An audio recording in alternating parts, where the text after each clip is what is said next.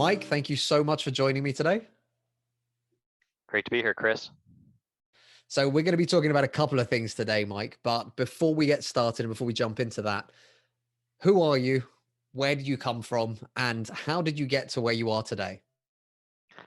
Starting with the big guns, existential questions. Who are you? Who are you as a human being? No, in all seriousness, my name is Mike Krass. I am the CEO of MKG Marketing. So we're a digital agency that helps technology and healthcare brands get found through transparent and measurable digital marketing. And let me help translate that for you. It means that we try and make you more money than you spend with us. That's kind of the layman's terms. I'm calling you today from wonderful New Orleans, Louisiana, here in the United States. We are finally out of winter, which for us, winter is a crisp, 10, 15 degrees Celsius days. We don't like those days over here in New Orleans. We're getting up into the 20s and we love it. And as the CEO of MKG Marketing, we have grown that business from just my business partner and I, who actually is over in your part of the world. She lives and works from Guernsey in the Channel Islands. And we've grown that business from the two of us in a garage, if we could afford a garage, which we couldn't at the time, to a team of just under 20 at the moment, and continuing to grow as our clients continue to trust us with more and more work. That's awesome. So there's a couple of things. One, everyone in the UK just hung up on this podcast going, a crisp 10 to 15 degrees. We've had snow, ice, minus temperatures, gale force winds, and we're still not quite out of winter. So that's very lucky for you, one. And two, New Orleans. I absolutely love New Orleans, and we're not going to get completely sidetracked, but I did spend a New Year on Bourbon Street. And that was messy. It was a lot of fun, but that was messy back in the good old days when people could be, together in a bar. But that was a lot of fun. Absolutely. Well, there is a British Airways direct flight once a day, or I think it's every other day from London. We've got to get you over here once everyone gets vaccinated and the world reopens into whatever that looks like. I look forward to that. So we're going to talk a little bit about healthcare and tech, because those are your main focuses in terms of the companies that you work with, from my understanding. And I'm just wondering, for healthcare especially, are there any particular kind of rules or guidelines that companies have to pay attention to that maybe aren't quite so prominent in other industries? Absolutely. It's a highly regulated industry when it comes to communications in general, similar to financial services or fintech. There is a lot that you cannot say. Um, and when it comes to healthcare, you have to be very careful with comparisons. You have to be careful with when you get into life science or pharmaceutical marketing, what's on versus off label. There's quite a bit that you cannot say. And the rule of thumb is generally, and it's a general rule, is you can talk about yourself. The moment you try and start making comparisons, the moment you try and start drawing in, PUP studies, like previously untreated patients or treated patient studies, you start to get into an area that you need to be very careful with what you are actually saying and the medium on which you are communicating. So a great example is, we do a lot of paid search advertising for our healthcare clients. And within Google, as well as Microsoft ads, there's something called dynamic keyword insertion, meaning that we have an idea of what that ad copy is going to say, but we're giving Google the ability to insert a word, a keyword based on what was actually searched. So instead of fixing the copy and saying, will help you, if they searched what will help me, that copy will dynamically change to will help me. That drives the legal departments and the compliance departments insane at healthcare brands because they can't control that. And the ramifications here in the United States are we've got the FDA, which is a federal organization that can come and levy not just financial penalties, but other more serious penalties on your product lines, and even take you off the market if you really misbehave. So you can do so much damage that you could get pulled off the shelf for a little bit until you start behaving again. And as an agency, that's a fantastic way to get fired. So if you do that kind of work, And you put your client in that position, it goes from having a marketing and a communications discussion to getting the lawyers and the compliance folks involved. And you don't want meetings with those folks, and they don't want to be there either. It's I've had experience from the financial services industry, and I can remember getting a phone call from the CEO of one of our clients saying, "We've just had a call from the regulator regarding a tweet." And basically, someone on the team, unfortunately, had made a mistake and had inverted just to basically, instead of saying this leads to that, they had said that leads to this. And that literally got a call from the regulator. After that point, everything is scrutinized. You know, your level of approvals become ridiculous. But obviously, everyone needs to kind of build that trust network back up again to make sure that's okay. So I have seen that from financial services, but not so much on healthcare. You mentioned there a couple of things that I want to pull up on. One is like the comparison thing. This was quite a big deal when this changed with Facebook and things like that. Can you just give people a better understanding of what we're talking about when we're saying comparison, and also the reasons, maybe not the reasons why the channels have decided to, but some of the reasons why maybe that these things aren't acceptable as a marketing ploy anymore? Yeah, and you're kind of beginning to allude to like competitive campaigns. In our walls, sometimes we whisper and we call them competitive takeout campaigns, and that's a term that we've actually heard from most of our clients when they think of putting their bullseye, their mark, right on a competitor and saying we want to go head to head with them. Um, the healthcare space, especially with our pharmaceutical clients in our portfolio, that's just something we can't do. It's a pretty easy conversation because the answer is we can't do that. We're going to get ourselves in trouble. The FDA is going to call, the SEC might call, all the alphabet soup is going to call and descend upon us, and that's, you can just fire yourself and see yourself out the door at that point if we're having those meetings. Um, Let me switch over to the technology clients within our portfolio. And when I say technology, I'm referring to everything from software, hardware, SaaS businesses, networking, security. We've got a pretty wide-ranging technology portfolio.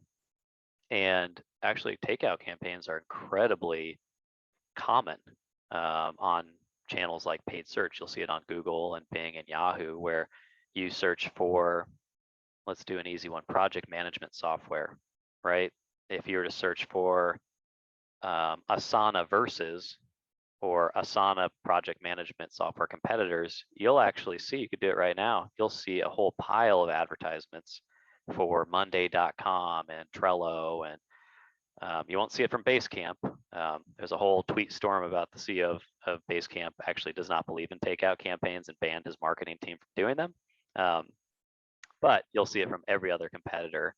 And those are pretty common. And, from my experience, I believe they're common because software, especially software and SaaS platforms that you can purchase, are generally a try before you buy exercise. And because of that, there's a lot of trying that happens, and that leads to a lot of comparison shopping. That's why websites like G2 Crowd and Trustpilot and all the other comparison vendor sites out there exist, really, is to just compare. Same with those Forrester, Magic Quadrant reports, or where are you? Are you a laggard? Or are you a leader in a category? And are you even in the category? That's a big discussion too. So on the technology side, they're pretty common. You see them a lot on search. You don't see them so much on other channels like Facebook or YouTube or even display. You might see a little bit there, but it's generally, what I want to key in on here is somebody is actively searching. They're using a search engine. And that's where the medium and the message begin to meld together. And it says, okay, this is a great place to show a competitive option. And most of our clients, what they do from there is, if they have the resources, they'll actually build out a landing page experience dedicated to that comparison. So they're not just driving you to a product page or a sign up now for free for 30 days page. It's how can we actually describe specifically how we're better, how Trello is better than Asana, for example, on the project management side. So you start to get these pretty developed campaigns. And for our clients, they tend to go, I think the last thing I'll mention is that they tend to go in spurts. It's not really an always on thing. You don't run it forever.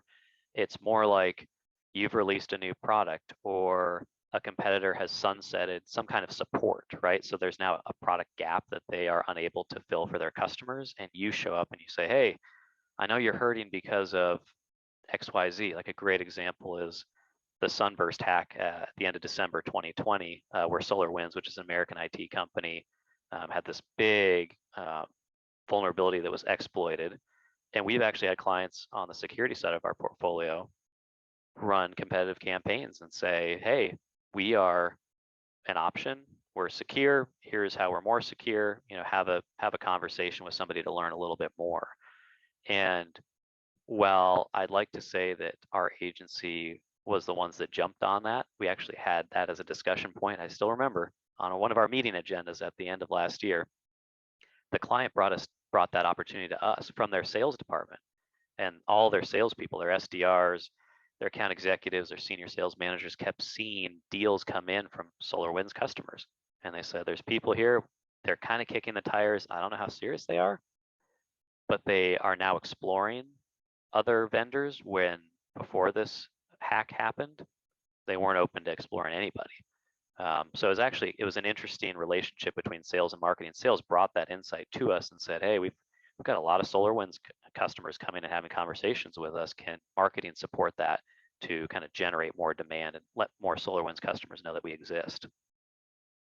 It's a really interesting one, isn't it? Because we often silo ourselves off from the rest of the world, and we're kind of focused on what we want to do, what we want to try and sell, what we're trying to market.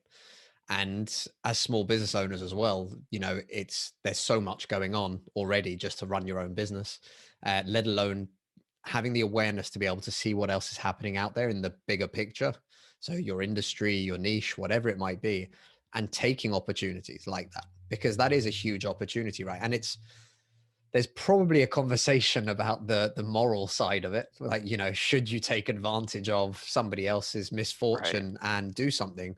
But at the same time, there's also the conversation around those clients are hurting, they are looking for an alternative. Now it's happened, there's not really much you can do, but actually being part of that bigger conversation can have a huge impact to your bottom line at the end of the day.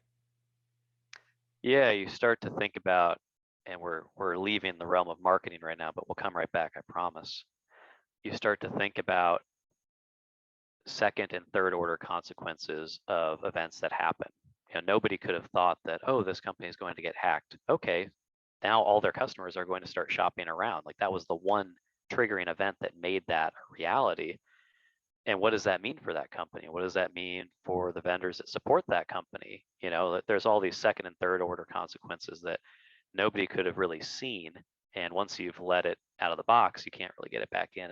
It is what it is now. And it's definitely an interesting ethical or moral. I'm not sure if it's more moral or ethical, but it's a difficult conversation to kind of have and figure out, like, where do you want to align yourself right now? You don't want to be preying on somebody who's seeing misfortune.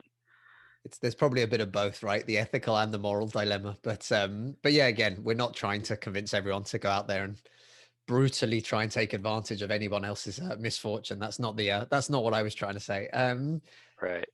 In terms of this as well, there's something else that I really want to talk about, which is the idea of at what point is it right, especially for small businesses, to move from or to choose between bringing somebody on in house, it's going to be the first and only marketing employee, or choosing an agency that would be appropriate for them. And this obviously is a huge conversation. I'm an agency owner.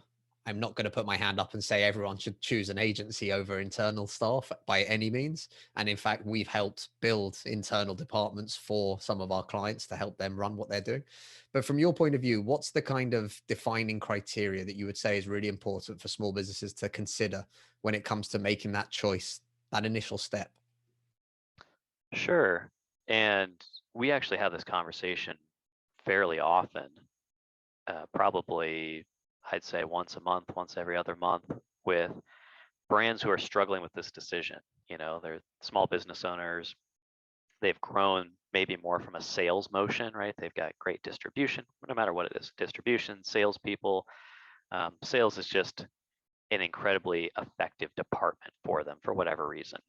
And eventually they get to this point where they're like, well, you know, our sales guys and girls have been designing sales collateral in Microsoft Excel. And I really like that they are kind of getting after it and just getting stuff done when there's not a resource there. But, maybe we need to have like a unified message. Maybe we need to have, strong selling points. Maybe we need to know who you're even competing against. You're kind of getting into product marketing right now. And so the questions that we usually step a business owner or a senior executive at a business through are questions like, number one, how important is it to have 100% of somebody's attention? Because that's a huge misalignment with agencies and their clients. Is if the client is expecting, some clients will allude to it. We're expecting quick response rates. Okay, what is it? Define a quick response rate. Is that the same day? Is that same week? What does that mean? Are there different response rates based on the question? Or are you just going to do a standard, service level agreement of, if I call you, you better call me back same day. I don't care if the moon is falling on planet Earth like you're calling me. So do you want 100% of their attention or not? The second question that I put right behind that is, can you handle 100% of somebody's attention? And that always gets a question right back. What do you mean, can I handle? What does that even mean? Like, why would you ask me that question? Okay, let me step you through. Let's go through a scenario. You have this big marketing campaign that's going to launch. Your marketing person, let's say that the day before the launch, they walk into your office every hour at the top of the hour and talk to you for 15 minutes. Can you personally, that's a solid line, direct report relationship. Can you personally, as the business owner, handle that many conversations? No? Okay. So if you can't handle that many conversations, how do you think you're going to manage this person, right? She's going to go and do all this smart, great work for you, but are you going to enable her to just do whatever she thinks is best at all times? Are you going to say, I need final approval on everything? Right now, we're kind of getting into like a managerial relationship. Like, who do they report to? So that's what I always mean by that question of, can you even handle a direct report, or do you need more of a dotted line report, right? Do you need somebody in between to manage the marketing people? Which kind of gets to my third question, which is, what do you envision this department doing? Who are they supporting? Here in the United States, there's this saying in the White House. It's been around for who knows how long, and it's, I serve at the pleasure of the president. Sometimes it's said with genuine honor. Sometimes it's like, I really hate what we're doing right now, but that's what I'm going to say. I serve at the pleasure, right? Who serves at the pleasure of whom? Does marketing serve sales to help their efforts? Or, using maybe more of like a SaaS business example, is marketing expected to actually generate not just the interest, but get people to sign up and then communicate with them through, email, text message, marketing automation to keep them retained as a customer? And sales really, in that scenario, sales really only comes in on the big enterprise accounts when it's kind of big and complicated, sticky, not the easy, one or two person seats where they're just going to sign up and try it out. So I usually start with those three questions of who is serving whom. And for companies, on that third question, for companies who have strong sales motions, more often than not, the marketing function will start to support them. So it's not seen as so much of a revenue generator, it's more of a revenue assister if it's working really well, or if it's not working well at all, it's just a cost center and you need to kind of rework something. So I usually start with those three questions. They're kind of like Russian dolls where they open up a series of other questions. And you tend to get into some really rich discussions. And I think what I noticed, especially on question 2 of, can you even handle somebody's attention 100% of the time, is they haven't quite thought about how this department is going to function and how it's going to be managed, and is there even HR support there to actually grow this department? It starts to kind of turn on a lot of light bulbs, and you can see those turning on and off with the business owner, where he or she is just like, haven't thought about that yet. I think it's interesting as well, because when we're talking about the small business side of it, there's often a misconception of what you need is someone to do marketing, which is, make sure that we're posting on social media. And I've seen it, unfortunately, and I've had to try and help work with a couple of companies whereby they have brought in somebody young that's wants to learn, that wants to develop, that wants to be the best possible marketer they can, or he or she can. And the real problem is that actually you don't have a structure. Like you mentioned, the managerial report, even if it is with the business owner and you can spend 15 minutes every hour, every 45 minutes, whatever it is, to be able to go through things and approve things and everything else. The biggest issue is that person doesn't necessarily have the skill set to be able to accomplish things. And what I mean by that is, every business today that we speak to will tell me they have to be online. Okay, yes, we all have to be online, but being online for the sake of being online, spending money for the sake of spending money online, in the sense of, yeah, we pay someone and they pump out 3 posts a day on our channels, and you go, okay, great, so how's that working for you? And Right. that's invariably where you have that moment of quiet and they go, what do you mean by how's that working? I was like, well, what were the goals you set out to achieve on social media, and how many of those have you met? And these are little questions, because I think one of the biggest challenges, especially when you are a small agency and you're going to that next stage, is you don't have a CMO. You don't have someone who's running the high level strategy of what we want to do. Most business owners love them to pieces, and that's mostly what we work with. Small business owners do not have the level of understanding with regards to marketing. And it's hard enough as digital agency owners to be able to say that you're extremely confident that you're up to date within your space, within your specific niche, where it's changing every single day, let alone the broad spectrum of different things that you would need to be able to cover. So I think those are the challenges that end up happening. And here in the UK, we've got a lot of things like apprenticeships, whereby we're encouraging young people, and companies get support or incentives to take on young people. And what happens is that you end up with a young person who reports into the MD, and they're responsible for all the marketing efforts, with no real guidance, no real knowledge base, no real extra support in terms of, what is it that we're trying to achieve. And I think that can become a real detractor from the positive impact that marketing can have, if that makes sense. Hmm. Yeah. And I've heard that, I can't even name the number of times, that phrase of, well, I'll hire, a recent university grad who specialized in graphic design and communications, or, whatever. And there's nothing wrong with that. What is going to come with hiring that person, just from my experience, is a ton of energy, right? You're going to get somebody who's really interested.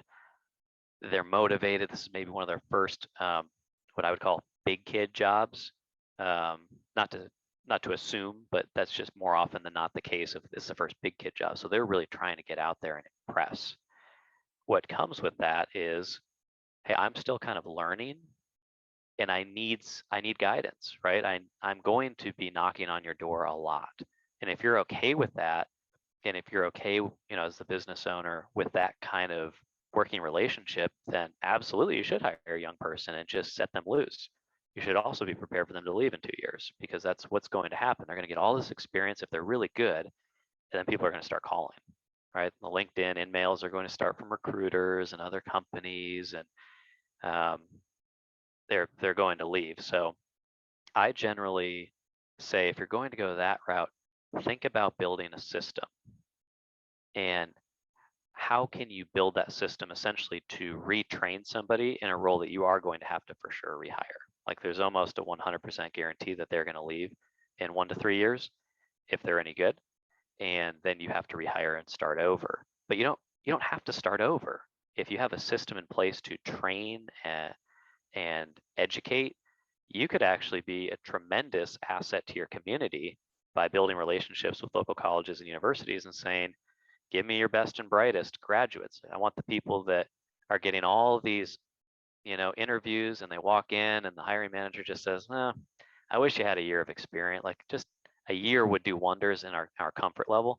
Send me all of them, right? We'll take them, because now I have a system that I can train folks up on. And to your comment about, how is your social media posting going? Is it helping you achieve your goals? And you start to get kind of the look of, well, I didn't really set goals. The goal was just to post, right? Great. That's a great starting goal. You can hire an incredibly capable virtual assistant in the Philippines or South America. to do that for a fraction of the price. And they'll probably actually do it better out of the gate than your recent college grad who actually has not had a big kid job yet. So, really, do you want that recent college grad, this full-time hire, to be doing that kind of work, or can you support them with either a managerial relationship, with a part-time temp or VA support where you're kind of working together and they have somebody to kind of knock around ideas with? Like, those are all ideas that I like to plant in business owners' head, because they're actually quite economical, and you can see some great output and be pretty happy with it. It's tough to hire a person to be an island if they haven't done that before. And as I've seen people in the marketing, PR, media, et cetera, community, in the communications community, you do see really experienced people jump back into jobs where they're the only marketing person. And it's usually because they're bored. They're like, I'm really tired of hiring, firing, and evaluating people. Like, I don't want to manage. I'm tired. I want to get my hands dirty. Those people are going to be super expensive, and they're not very accessible to many small business owners. Um, and they're also probably going to get tired of pulling all the levers and then build up a team and leave anyways. So I guess my message here is that Mike is a huge pessimist. Everyone's going to leave you, but it's going to be okay if you build a system, because then you can keep going no matter who's in that seat at your company. I love it. This give up, guys. Just turn off this podcast, fire everything, shut the doors. It's never going to work out. But Yeah, take the phone in the system with you microwave, call because it a you could day. start again. Yeah. So there'll be people calling their bank manager. I just listened to this guy, Mike, on the podcast, and no, like, there's no point. It is always a challenge, though, right? Because again, anyone that you're going to bring in, I've seen it happen 100 times. If you don't put in the effort and you're not ready to, either with the systems or to develop those systems very quickly, to try, at least try. And a lot of people get caught up with, you need the perfect system. You don't. You need a system. And once you have a system, you can run it. And when you see that there are bugs, you work on those just like it was a piece of software, and you start ironing out those kinks and you start figuring out where the stoppages are. And then you realize, actually, the biggest issue with all this is you as the manager, because you're asking to approve absolutely everything. And 99% of everything that you approve, you literally are ticking the box anyway. So do you need that approval process in place? But having systems and having sort of your SOPs, right? Your standard operating procedures for, this is how we're going to create content. This is how we're going to push stuff out. But I think one of the biggest things as well, from my point of view at least, if you're going to take on that younger person, if you're going to take that person on, give them a chance and everything else, you've you've got to build a very good two-way relationship very quickly, whereby you got to give a little. So don't use every single last penny that you have currently in your revenue stream to take on a person and then have no budget for him to be able, her to be able to spend some money on ads, or to get a video created, or to get some stuff printed, or to buy some merchandise for your next trade show. You need to have the understanding that a marketing person on their own is not going to achieve all your marketing goals. There's a whole sphere of things. If you need specialized SEO help for your website, that's a whole separate bag. I know people that charge £1,000 a day to go through SEO stuff for clients, and they're very, very good at it. That is not something that's going to be dealt with by your college grad who's just come out of university and that's trying to do something new. So people have to get this understanding. And I talk about this a fair amount because I do feel that a lot of younger people that do go into these first jobs actually kind of come out a little bit deflated almost, because, well, yeah, I was there, I had these ideas, I wanted to try, there's no budgets to do anything, and actually what I'm doing is just churn and burn social media posts or churn and burn blog posts for the sake of it, and not necessarily understanding from the managerial point of view there's a lot to it. If I had to build out a perfect marketing team, it would probably include about 10 to 12 people today, because I want Right. all my bases covered. I want content, I want SEO, I want ads, I want pay-per-click, I want video to be a huge part of it. All of these things, I can't do all of those things. And I've been running an agency for 12 years. I got a basic understanding of absolutely everything. And then I rely on the best people that I can surround myself with to take care of very specific tasks. Yeah, and that's a great point around budget. If you're going to hire one person, there in house, as a full-time employee, they're going to start asking those questions pretty early. Hey, we need a sizzle reel for the new product launch. Hey, I need some Facebook ads budget. It's not just a salary line item on your profit and loss statement or your balance sheet. It's really like a whole departmental line item that you need to think about. What am I going to need right now? What would I like to scale this up to? You don't have to start at the top of the mountain today. You can start anywhere, but just get started. Um, and you also mentioned, if you could build the perfect team, there'd be 10 or 12 people. That's usually, as we start having those conversations, I mentioned those 3 questions we start with. That's usually where I start to feel out, are you looking for some depth, or do you just want somebody to come in and be so ingrained in your business that they know everything backwards and forwards, right? And you're going to get a very different experience and output. Clients that come by, we were introduced to somebody last week who said, I'm willing to have a conversation. I just want to be frank with you. I have never had good experience with agencies. I think the economic models don't work for my business. And that's another good question to bring up that I didn't mention earlier is, have you thought about what this is going to cost? Have you thought about hiring somebody for, 40,000 pound a year for salary, not including any other kind of tangential benefits, and then you need to put in another 60,000 pound for ads and video and graphic design and maybe one-off specialized SEO, technical SEO work. Like, what's the full freight of this function at your business? And just economically, is it cheaper to bring that in-house or to have it external?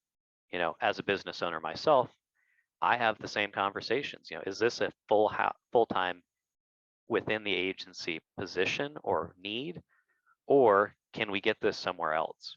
Can we get this from our CPA firm, at least for now, and try that out for 3 to 6 months? Can we get it from our VA firm? Can we get it from our part-time executive assistant? There's really nothing scarier as a business owner than overhiring and doing it too quickly, because the money will always leave faster than it comes in. Doesn't matter what you've got in terms of purchase orders and receivables, like it magically always goes out faster than it could possibly come back in. And one of the things that I learned early on, and a piece of information, when I left the ad agency I was at to start MKG Marketing, the managing director sat me down. He just said, be careful. Don't hire till it hurts. He said, you'll start to learn what it hurts feels and looks and sounds like. It's not the same for everyone. So don't think that there's some standard out there, but there are certain points where it will just start to hurt. Like your business you can hear the gears grinding within the agency, and you'll start to notice yellow and then red flags that indicate that grinding is about to happen. And so as a business owner, it can be kind of scary to think of, I'm going to go spend 40,000 pounds a year on whatever her name is, bright young college university graduate who's going to solve all my marketing problems. But you're not really going to spend 40. You're going to spend way more than that. And so economically, just taking away your preferences of, do you want 100% of their attention or a fraction of specialized, deep bench attention from an agency? Economically, what am I really going to invest with these 2 options, and how long am I committed to them? And that's why most of our contracts are fixed annual retainers. We are now actually offering quarterly contracts. And I know some people who are doing monthly for the work that we do with, search engine optimization. A monthly contract is kind of tough because we can barely get going. But quarterly, we can absolutely set 90-day priorities and then drive towards them together. And in fact, it actually kind of raises having that 90-day recurring contract that just repeats until one of us says stop. It forces us to think in these 90-day blocks of time. So we can't get complacent because, we can make that up in the second half of the year. It's more like, hey, there is no second half of the year. There's a second half of 90 days, and we need to get going. And that puts a little bit of pressure on both of us in a good way with our clients to know that they've got to work hard with us, and for us to know that we've got to work hard for them. I think that's awesome. And we do a lot of content-based stuff. We got rid of all of our monthly contracts because we don't really have that kind of longevity of needing those 90 days or 180 days to see results in that way. But it was also a case of, we want everyone that works with us to be comfortable. So we have sliding scale options basically available. So when clients last year had issues for obvious reasons with COVID, companies were able to pause, they were able to downgrade, they were able to upgrade and upscale when things started to come back. And I think that's hugely important because, again, like you said, right, we're not trying to, no one's trying to screw money out of a business owner or out of a company that you want to work with. What you're trying to do is help them. And again, if you can get objective based results that start coming in, that works for everyone. And it actually starts to make a difference to everyone. And again, from our point of view, every month, let's review. There is no complacency. There is no, let's sit back. We know we've got this in the bag for 12 months, whether it's good or bad, they have to pay us. It's every single month. We're here. This is what we do. We're trying to find new ways to help you. And that's what we want to try and do. Mike, this has been awesome. Where can people find you online and what's the best way to connect with you? Yes, I've really enjoyed this as well. The easiest place to find me is on LinkedIn. I've got some other social network accounts. I don't really know what the passwords are. LinkedIn is the one, I'm telling you. If you want to communicate with me, I'm easy to find. It's Mike Krass, K like karate, R like Romeo, A like Alpha, and SS like Sierra. You can just look me up on LinkedIn. And additionally, like this podcast, my business partner runs a podcast by the name of Tea Time with Tech Marketers. That's what happens when you marry a British guy and then you move to England, is you name your podcast after tea, which is awesome. Anyways, if you are a technology marketer or in that space at all of technology, it's a lot of really interesting conversations, not just about marketing, but about operations, sales, revenue ops. A lot of great conversations happening. So I'd encourage folks to go and listen to that podcast. You can just look up that super long name, Tea Time for Tech Marketers, in your favorite podcast app. That's awesome. And I will check out the tea time for for tech marketers for sure. Mike, thank you so much. And hopefully we'll speak again soon. Absolutely. Thank you.